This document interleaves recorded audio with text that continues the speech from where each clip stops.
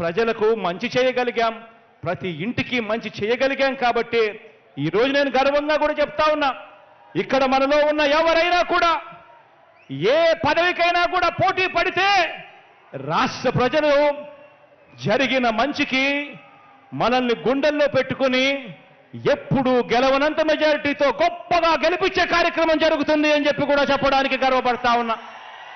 అందుకే చెప్తా ఉన్నా, భవిష్యత్తులో ఇంతకంటే ఎక్కువగా కూడా మన వారికి పదవులు ఇచ్చే పార్టీ మన వైఎస్ఆర్ కాంగ్రెస్ పార్టీ అవుతుంది.